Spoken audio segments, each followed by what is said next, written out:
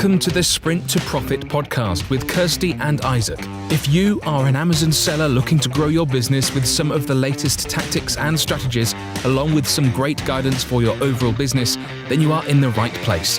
So pay attention and if needed, take notes. Let's get started. Hey everybody, welcome to the Sprint to Profit podcast. It's Kirsty and Isaac here. This podcast was developed by and for Amazon sellers to highlight the very best strategies on how to grow your Amazon business and to get valuable insight from sellers to illustrate the ups and downs of selling on this incredible platform. In this episode, we're going to be speaking with a friend and member of ours who is an Amazon seller himself, Abderrahim Ait el Mahjoub. And it's fun to talk with Abder because he's got a lot of energy. And, we brought him on here because I think you guys are going to really enjoy learning his insights from his business experience and seeing his experience and his journey so far. So, Kirsty, I'll kind of turn it over to you and then we'll go ahead and get started speaking with Abder. Yeah. So, hi, Abder again. I think the last time we saw you was last October in person. Yep. Yeah. So you've been busy a lot since then. Obviously, we know a lot about you, but one thing that we always like to start with is, what was your journey? Where have you come from, literally? But also, how did you find the Amazon opportunity and what was life like before you found the Amazon opportunity? Thank you. Kirsty and Isaac. Yes, before knowing the Amazon business, so I work in the corporate investment. It's a French company. And my day was like almost working 14 hours a day. I didn't have a life at all. And I was on business trip in India, going back from India, stopping in Paris. And I was checking YouTube and I saw how to do the business via Amazon. I knew nothing at that time. And I started watching videos and I was looking for the training and I found ASM without any hesitation. So I put ASM and I start because that's what I was looking for. So I start with ASM and each time I was just following the steps blindly and taking action until I get the product in Amazon. And it came right 2 days after when I was in the seller con and I didn't know how to sell it out.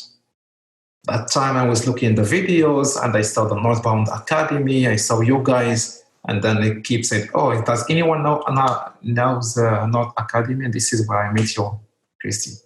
So It was a big journey, but Amazon is definitely the type of business that I was looking for. But now I am there, I'm here.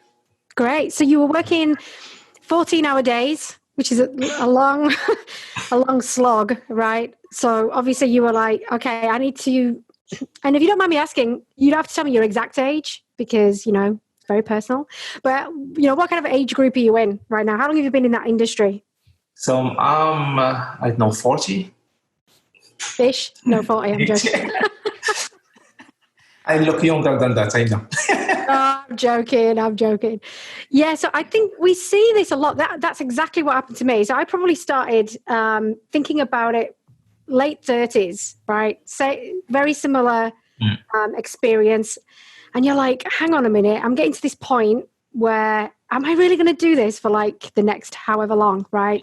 So I can completely feel where you were coming from. And then you found ASM, you did the course, you started taking action, like you said. So when you obviously taking action is brilliant. That's what we want people to do because a lot of people buy stuff, they watch all the videos and they don't do anything, right? So what kind of hurdles did you actually come up against as you were going through that course? Then you said you were taking action, but why did it feel like it wasn't working? So probably this, it's coming from the big corporate, so we work based on the numbers. And when I was doing ASM, as I said, I was following the steps blindly. I did not understand the numbers and I didn't even have the numbers. So I remember first, I think it was the second session coaching with Isaac, and he told me, what are your numbers? And I was, I don't know. I would love to have them, but I don't know how to get them and I don't know how to use them. That's the biggest challenge that was for me. As soon as I knew the number, then I worked backward and start to understand the full process. But that's definitely, it was the big challenge for me. Yeah. And I think that, any business owner or anybody who's even running or starting a business that doesn't pay attention to, how many people are on their on their storefront, or walking into their building, or understanding how many people buy something, or what the conversion rates are, or what kind of key metrics there are. It's just like you don't know what to do to fix anything if something goes wrong. So why aren't you tracking this and understanding it? And I remember working with you and you were just going, wait a second, what? Yeah. That's a pretty good idea. Maybe I should start paying attention to that. Sure. Yeah. So when you started to kind of see things, see the clouds lifting and the fog going, and you could actually see a road, what was the kind of things that, you started to see that started to turn you, into like a better business person and what kind of barriers and constraints did you say, like I need to get over these, but there's going to be an actual path now instead of just like, it's just all wilderness and I don't know what to do. Yes, that's definitely. So we go back to the numbers. So first thing is that taking decision based on the number that my product that I selected, it wasn't good. So I felt comfortable to say, okay, this product, I have to liquidate it and move on to the next one because, as we said, the numbers never lie. That's one. Second, going backward, and what I liked, what you were mentioning, I know you had hard time to make me understand it in the product selection, the keyword. Keep working over the weekend. Even I remember I was in vacation. All vacation is taken in the hotel and working on defining the product, and it said my spreadsheet like I'm proud of myself. And the slam it back. I was like saying, oh no, that's not the correct one. So okay, let's redo it again. But until I understood the keyword is the most important part on the product selection. Yeah, and that's a great point. Full thing. Yeah, that's a great point, because if you're doing the research on the wrong keywords, you're going to get skewed data and you're going to think that it might look good or it might look worse than it is, depending on what keyword you're looking up. And it really comes down to just knowing, okay, look, what is this thing called? What do people usually search for this thing? And that's where your main competition usually is. So that's pretty good. Yes. I do have one question. So if you could just magically remove any barriers and constraints right now in your business, what would you say? Like, hey, you know what? If I want to grow this business, I'm going to do this. Like, what would you do other than like add $1 million in cash flow right now? I will masterize the 3 things that I keep repeating. That's simple. I think that's what I like. What I'd like about your coaching. So before I answer your question, I have to go back. I was more focusing on creating the website, making a fancy photo, making in the Facebook community. I even paid somebody I think it was in Pakistan, that was doing for me the Instagram. And all of this, it's just the fancy stuff. So with your training, it helped me to go back to the basic. Just understand 3 basic things. And I focus on product selection based on the keyword, know my planning on the metrics, and follow them and keep repeating the same process until I get it stabilized, and then I move to the next step. Yeah. Good. Because what I did, the big mistakes, I know you told me I had 4 products selected at the same time. I launched them at the same time, having 4 suppliers, 4 shipping plan, for the launching process, the PPC. So I couldn't keep up with all of this. So now if you ask me, I have to redo it. Just keep these 3 processes: product selection, optimize the listing, and the launching plan. And I keep repeating this process until I get it done for one product. And don't do it all at once, right? Yeah. Spread them out. That's brilliant. It sounds like we've brainwashed you well. Sounds really good. Now, I remember sitting next to you at CellarCon, actually, at one of the lunches, and we were chatting, and you were saying, I've got 4 products on the way. I was like, no, don't do that.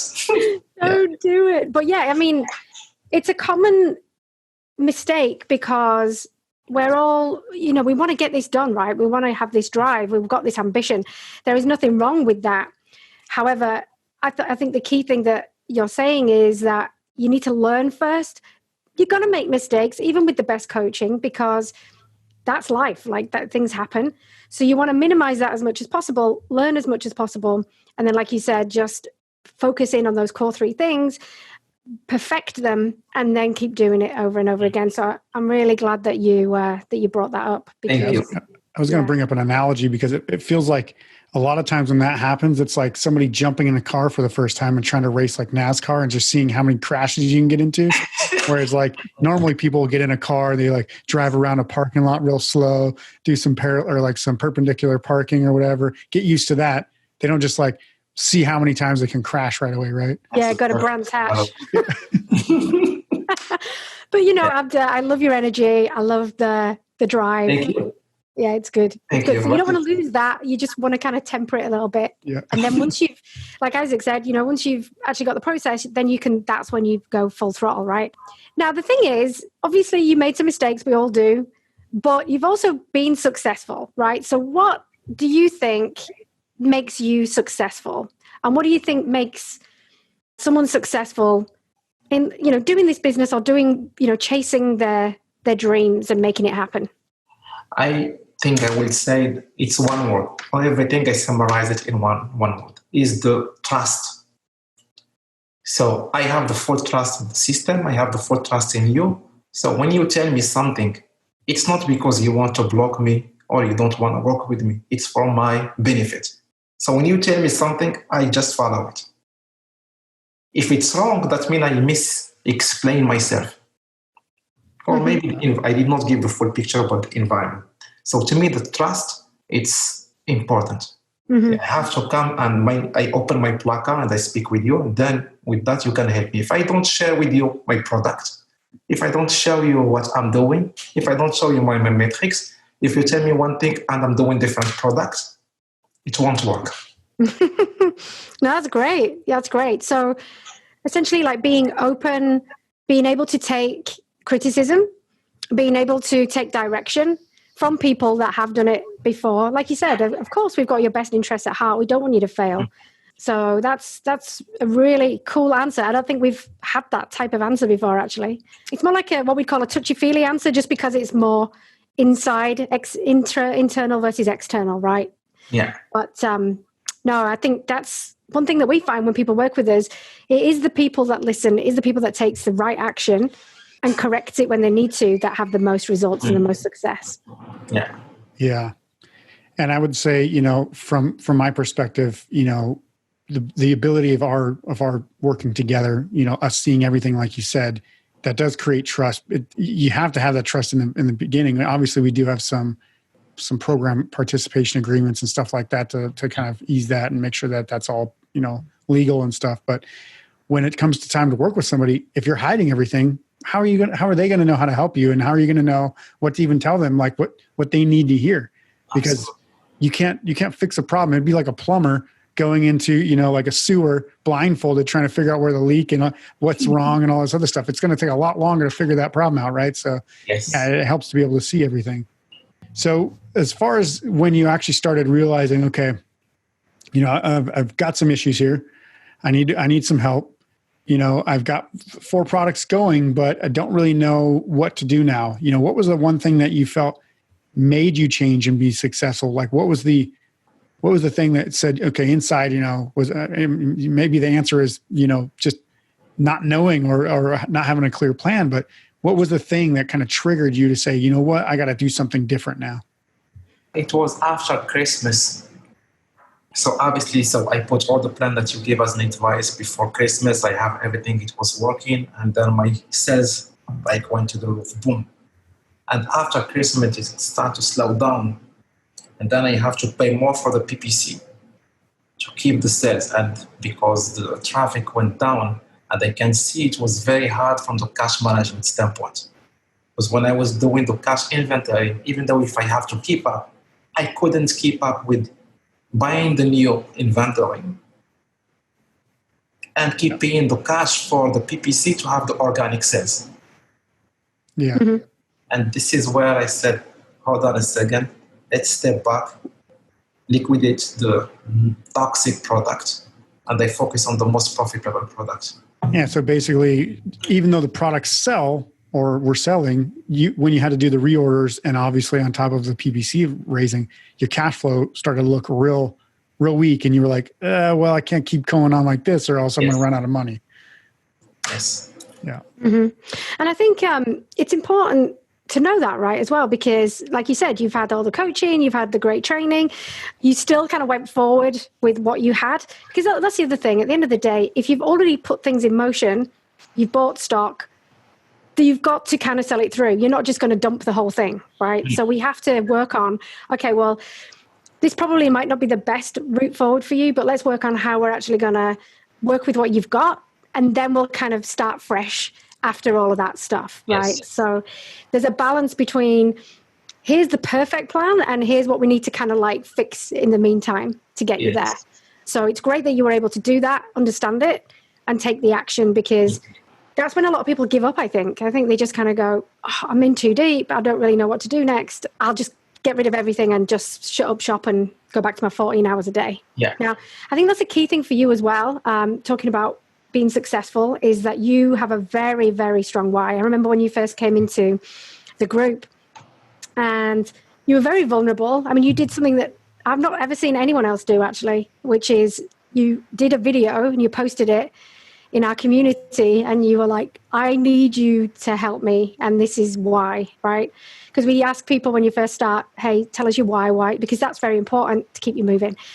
And I remember I still have goosebumps just thinking about it, because I remember watching it and going, oh shit, we better help this guy, because he has got a very, very strong why. Not just about the job, it's about what the job was taking you away from and not allowing you to do, like living the life with your kids. And you're originally from Morocco, you know, you kind of living the dream in terms of, you know, you've come away from Morocco, you're in the United States, you live in the American dream. But they were trying to your company, I think, was trying to push you over to another job. So in the UK, which I can imagine, you know, being from the UK, it rains a lot. You definitely don't want to live there. But it's another thing, isn't it? I had a similar experience. You know, people wanted to promote me into a different role, into a different country. And you're like, whoa, they're trying to accelerate me and I just want to stop. So, Exactly. You know, you have that in very intrinsic why, which I think if people are listening to this, I know we say this stuff, people go, yeah, I'm doing it because I want more time with my kids. But that's not the thing, right? It's an intrinsic, deep down why. So maybe you can just share a little bit. You don't have to say what it is, but maybe you can just share a little bit about what that meant to you and how it's kind of kept you going as well. For that, what made me change, it's absolutely it's you, and it's the process of the change. I remember when I met with you first time, I said, I come, and you told me, oh, it's feasible, but you can achieve this objective, but you don't need all that money. You don't need the big house with fancy car. I said, what?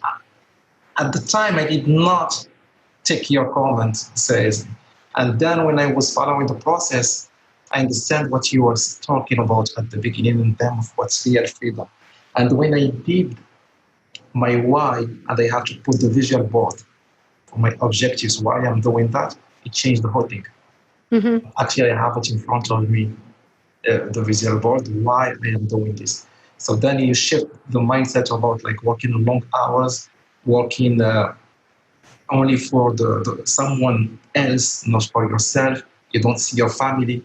Then you shift from the money needs to the self needs, what I need. Yeah, what you actually need to fuel you to be happy, right? Yeah. And, you know, it's great if you've got a fancy car, if you love fancy cars, but do you really need that right now to be happy? And that was kind of, I mean, down the road and you want a Lamborghini, happy days, but yes, once you've driven a lot of lonely middle-aged men out there, Kirsty, that's how they get happy. Yeah, can't get a woman anymore, right? So they get a Lamborghini. Definitely don't need that, Abder. So you've obviously been through this journey. What advice would you give to someone who's thinking about starting their Amazon business right now? Is in a similar position to what you were? Big advice that I would give. So three advice. One, don't. So it will sound like a marketing for real, but it's not what real. It's what I feel. Don't come to the real when it's already broken. So that's the biggest thing that I feel is an issue for all of us, most of the sellers that we do. So we go do some trainings, either YouTube or wherever, and then when it thinks it's not working, then we come to the coaching to say, hey, help me to fix this. Mm-hmm. if I found you at the beginning, I would be in the much more position right now than before. And it's across the board. I can see your face. That's true. I never seen anyone coming to, at least my experience, coming to the real team and said, I'm just starting from scratch. I never did it. All of us came and said, I did it, but it's not working. I need help. Yeah. Yep. Yeah, it's like we're the emergency doctor. Yes. No one wants to be that person, right? No, it's a good point that you make, actually. And it might just be because of naturally the circles that we've moved in, and that's kind of who we've attracted, right? But I agree. Coming to us first makes the difference in terms of setting it up the right way in the first place, right? So not saying that any of the training out there is wrong. It's just that the way that because we work with you, I mean, maybe you can tell it more from your experience versus me kind of telling it. A huge difference that you're working with us. I can see you like twice a week. I can talk with you. I can post. And also I can share my product with other communities. So everyone can buy on it. Because for the other training, when you find the product, you don't know if it's the correct one. You need kind of some comfort. Someone tell you, yes, I know this product is good, or no, I know this product. Multi-percent did it in the past and didn't work. Yeah. And that's what's happened for my product when I shared with Isaac. Right away, he sent me, I know that people from the past did this one, and it's high competition. I had hard time to understand it, but it was the truth. Mm-hmm. Second, I was just going to say, and that's an issue when everything's hidden. You know, everybody could be having the exact same product, but they can't tell each other that it's the exact same product, right? Yes. You're going to the big hall and they're watching you because they've been there. Yeah. Just continue. A second one is the cash management advice. I remember the same thing that Amanda was telling me, hey, be careful with your cash, be careful with your cash. And I didn't understand it at the first timing, but I think before you start anything, you have to have a very, very good vision and plan about the cash and what does it mean. Mm-hmm. So having a plan so you've got a budget, right? And this is the thing. It's not a case of, you need a certain amount to start. We always say that. There's no way you're going to start with $500. That's just, that'll get you a logo, guys, and that's it, right? So we're saying, if you do it properly. So we're saying at least $5,000 for your inventory and launching. Ideally a bit more than that, but you know, we can work with that. But that's the idea. We work with the budget that you have. And then does that actually meet the first, basically sourcing, if you like, you know, the first order plus the second order? Because hopefully what you're going to do is you're going to launch great, and you're going to have to place your second order before the first one comes in. Before the first one, you get all the cash back from the first one. So that's the kind of parameters that I think a lot of people don't think about, and probably we didn't think about when we first started, and we've just learned it along the way, right? That's one of the key things about working with people that have done it before as well. Yes, and plus the giveaway. Yeah. Budget. So when I started, I have no idea what giveaways means. No idea. I have the product in Amazon. I said, I'm starting hearing, okay, what is your giveaway? How many giveaway you're giving? How many rebate? That was not budget. Yeah. And exactly, you know, learning that up front before you even source the product, you've got that to plan into your budget as well, right? So you're in a good spot now. Just to clarify, like we call them giveaways, but it's basically promotional units, right? It doesn't have to be free giveaways. It's a discounted price on your launch price. But yeah, you still have to factor all those costs in because you're not getting a profitable sale out of those products up front. And that's what you need to plan out, because it's basically at a loss depending on how much you give it away or discount it for, really. Yes. So one question for you, Abder, because you know, you've had the ups and downs. Every Amazon seller goes through this journey as well. And, you know, it gets scary. It gets emotional. It gets to the point where you might want to quit. But, you know, you've kind of managed to get past that. So how, you know, give us an idea of how your business is going right now. So that way people can say, oh, yeah, well, he's not bankrupt and destitute. He's living on the street right now. No, absolutely not. No. It's absolutely not. So yes, I did have a good sales, monthly sales until December for the 4 products. Then I saw the sales is out. As I told you, I took the decision to liquidate the other ones. Now one of them, I'm focusing on it, so it's doing well. And then I'm looking I have a plan within 3 months. I have to launch the second product, but so far it's only for this one and only on one market in the US. So far, I would say I'm not on the street. I'm good. I managed to have a very, very good tool in terms of the cash management. Yeah. Does it make you feel a little bit more clear about how to run the business now that you've got rid of some of those like toxic products, as they call them? Yes. Mm-hmm. Yes. So, absolutely. So just maybe we can just like do a bit of a synopsis of your journey. So when did you start learning about the opportunity? And you said you did ASM first. So when was that? So that was in Feb 2019. So just over a year ago. Yes. 18 months ago. Yes. Yeah. So now we're in June 2020. Yeah. Yes. So June 2021, now it's perfectly 1 year that's when I launched my first product. That's right, because that's when we met and you were just launched. Yeah. So basically you did the course. You were like, this is amazing. I'm going to be a millionaire. I'm going to leave my job by, when did you say you wanted to leave? It was December 2019. December when I met you the first time.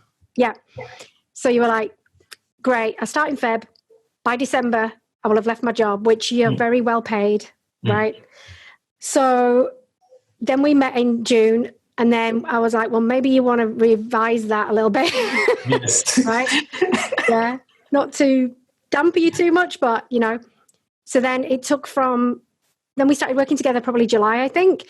And then from there through to December, 6 months, you'd kind of got rid of one product, I think, and then you'd relaunched another one, and then you were thinking about bringing 4 in. Is that right? Yeah. So when I met you in June, I launched already the first product, and the second product was coming. That's right. Yeah. So I was already doing 2. And then when I started working with you, I had launched 2 other products. So by October, I had 4 products. Because I have to make sure that before Thanksgiving, I have those 4 products. Yeah, so you were very busy because you're working still 14-hour days at your day job, right? So you're definitely an action taker, which is awesome. But you made a big leap from June through to December. You had some success, and then you realized, actually, these 3 are not going to work. I'm going to get rid of those. I'm going to focus on one. I'm going to get that one moving. And then now we're in June 2020, and you're about to probably launch a second one very soon, right? Yeah. Yes. So number one, hats off, because you took action. Then you took action to kind of rectify what you just, the Brands Hatch that you just kind of smashed into everything, which is fantastic. And then now you've kind of taken away a lot of that overwhelm, and you know the right path that you're on. And that took you like just over 12 months to achieve, which is pretty cool, I think. Yes, and that's my point is, if I start from the beginning with you, I will be in the better position, because I will start from the good foundation. So when you don't start with the good foundation, you have to correct down the road. Yeah, so in terms of, and it's interesting actually, because I've just been chatting with a few people recently who are very new and they've not started their business, and they're like, they want to learn first, right? They're like, I'm just going to learn by myself first, and then I'll come back. And I'm like, okay, so this is what you're saying is exactly pretty much what I said, is you're going to end up bumping a lot of the way. You're going to end up probably losing a lot of money, losing your sanity. So if you start with us, you're going to be in 3 months' time where you are right now. But the good thing is, Abder, where you are now is that you've learned a lot along the way as well, right? So now that's the right path. Yes, definitely. I gave you another example. It sounds common sense, but it's not. My first product, I have it shipped to my house. So which cost me bringing it to myself, make the inspection, then send it back to Amazon. So yes, someone will tell me, oh, you're stupid. You should have just sent it directly to Amazon. But I had no trust on my supplier that we send it correctly there. Right. Yep. So I need now how to find the middleman that I can trust, that he can do the inspection over there. Mm-hmm. Yeah. So it does cost up in terms of all the cost and the timing to get it there. Yeah. I mean, it adds time, it adds effort, it adds all that other stuff that you don't really want to do. That's why you built an online business, right? Not so that you could handle every single piece of, your goods and inventory that you possibly can. Yeah. Your job is to make sure it's good, but you have other resources available to be able to do that. Exactly. It also comes up a lot, I think, with more sellers that are selling in the country that they're based in. So for me, when I first started, and I'm still not selling in the countries where I'm living, actually. I am selling in Canada now, but because I was in Bali actually when I started. So I didn't even see my first product. I was like, yeah, it'd be all right. Now that I'm not saying you should do that, but equally, I didn't have the luxury of being able to send it to me, inspect everything, and then ship it. So you kind of have to figure out a way around that. Whereas if you've got everything laid out in front of you, sometimes it's harder to make those calls because you feel like you need to do that as well. Exactly. Yeah. But it just, takes up time and is cumbersome, right? So I'm really glad that you are focused, you're on your way, you've made some money. Now you know exactly the path that you're on, which is brilliant. Definitely. And just one final question, are there any, obviously we talked about us, but are there any other resources that kind of really helped you on your journey as well? Is there anything that you would recommend to people just starting out? So yes, there are other resources that you guys will offer on the sourcing agent and all the partner, but I think that the coaching and the community that we have right now, it's great community, honestly, to work with. Yeah. Whenever I have an issue, the people, they are responding to me with the open heart. Mm-hmm. And then I have to do the same thing because you can't just take and without giving back. So I think it's great. So, because that's a good point as well. I think when you first start this, you're pretty much on your own, right? Like you're kind of going through some kind of training and you're like, all right, I think I'm doing the right thing. Yeah, exactly. So having people around you, number one, are going through the journey at the same pace as you. Also, some other people that are still doing the same thing as you, but have probably had more experience. And obviously your coaches as well. And being able to kind of feed off that, that's a really good point as well, because it's lonely. Yeah. So for example, the images as an example. So the main image. So when it's posted in the group, everybody has the view from different perspective and said, oh, I didn't see this like this. This is very helpful. This is how we can make the main image outstand. Mm-hmm. Yeah. So stuff I didn't know. Yeah. I know. We worked a lot on your main image. Yeah. I still have your mock-up. You know that. Yeah, do you? Yes. I have it, and I have also Isaac, he gave me the plan about the launch for the PPC, the 50% first month, blah, blah, blah. Yeah. I still have it as a favorite in my images. So nice. Brilliant. I told to my wife, don't throw this in the garbage. Yeah, it's a very good post-it note. Yeah. Yeah. So, Abder, I fully expect and look forward to you continuing to grow this business and making it more successful, more profitable. And now that you've got it to where you can actually manage it and understand what products are profitable, I don't see anything but a bright future ahead, because you've learned the hard way that you can't just pick products blindly and make a product-based business. And you have to have strategies and processes in place. But I appreciate you coming on and sharing your story with us and giving us great insights and information for the rest of our community and our listeners. Thank you so much. And thank you for your help and your patience with me. Yeah, excellent.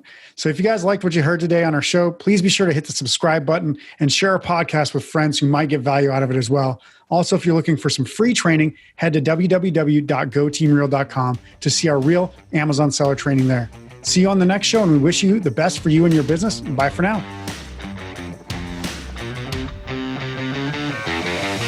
Don't forget to subscribe, and if you would like to get more information about selling on Amazon, head to goteamreal.com for some absolutely free training.